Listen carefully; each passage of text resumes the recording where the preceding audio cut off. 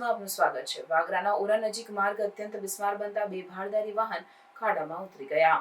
ભરૂચ જિલ્લામાં ચોમાસાના પ્રારંભ સાથે જ બિસ્માર બનેલા રસ્તાઓ અને અધૂરી કામગીરીથી પ્રજાજનો મુશ્કેલીમાં વધારો થયો છે। ત્યારે વાગરા સુડી માર્ગ અત્યંત બિસ્માર બનતા વાહન ચાલકોને પારાવાર મુશ્કેલી સર્જાઈ રહી છે।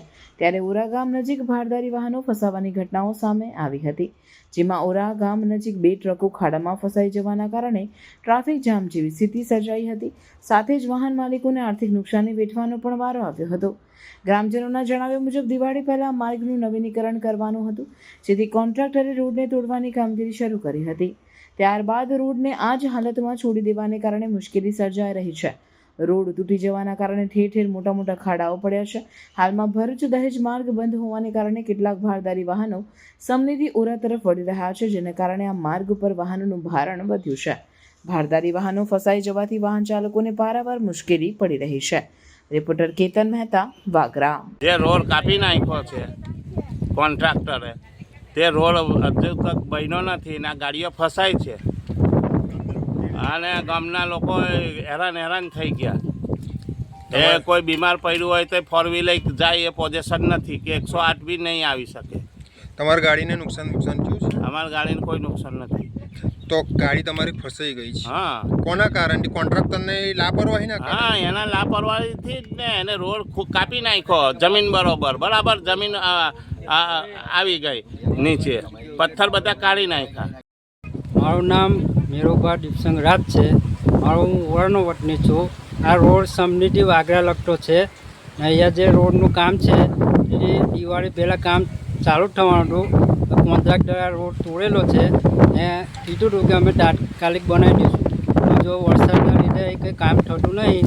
બીજું કે આગળ જે આ રસ્તો છે તે તમે જોઈ શકો છો કે આ રસ્તો એ લોકોએ ખોદી તો કાઢેલો જ છે, પણ એને માટી કે ગમે તે પૂરણ કરેલું હોત તો બી આ પબ્લિક ગામની હેરાન ના થાય। બીજું કે આ સાધનોવાળા હેરાન ના થાય। પણ અહીંયા કોઈ જાતનું કામ કરેલું નથી। અમે રજૂઆત કરીએ છીએ તો એવું કે ભાઈ ટોલી છે આવતી નથી, વરસાદ છે, તો તમે આ પોઝિશન જોઈ શકો છો। કેટલી ટ્રકો અહીંયા આગળ ફસાઈ છે? અહીંયા ઓલરેડી એક હાઈવો છે ને એક ટ્રક, બે ગાડી તો ફસાઈ જ ગઈ છે। આ રોડ સદંતર ચોકઅપ થઈ ગયો। આવું કેટલા દિવસથી ચાલે છે? 2-3 દિવસથી? લગભગ 2-5 દિવસથી 15-1 દિવસથી આ રોડનું પોઝિશન તમે તો 2-4 વરસાદ પડેલા અને આ ખાડાનું પોઝિશન થઈ ગયું છે। આનો કોઈ જાતનો નિકાલ આવતો નથી। તમે કોન્ટ્રાક્ટરને રજૂઆત કરેલી? કોન્ટ્રાક્ટરને અમારી રજૂઆત છે કે આ તાત્કાલિક ધોરણે આવી એનું જે કંઈ નાખવાનું હોય તે નાખીને એને હરખો એકતા રોડ ચાલુ કરી દે। મારું નામ રાજ શહેબાજ છે। હું ઓરા ગામમાં રહું છું। હવે ભરૂચના કલેક્ટર શ્રી સાહેબ તરફથી ભરૂચથી દહેજનો જે મેન રોડ છે, મેન જે મોટી ગાડીઓ માટે એ રસ્તો બંધ થયેલ છે, તો ત્યાંના બધા મોટા વાહનો અમારા ઓરા ગામ પર જાય છે, અવર જવર થઈ ગઈ છે।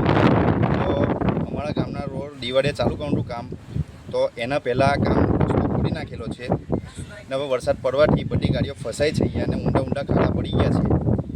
તો અમારે અવર જવર માટે બહુ તકલીફ થાય છે।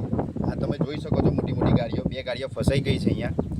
હવે અમારા ગામની બાજુમાં જ અહીંયા નવી નગરી છે, ત્યાં લોકો સ્કૂલે છોકરાઓ નાના જાય છે, કોઈ ડિલિવરીનો કંઈ કેસ હોય તે વાગરા જવા માટે જાય કઈ રીતે? રસ્તો આખો ચોકઅપ છે, ઊંડા ખાડા પડી ગયા છે, એક રિક્ષા બી પલટી મારતી રહી ગઈ છે।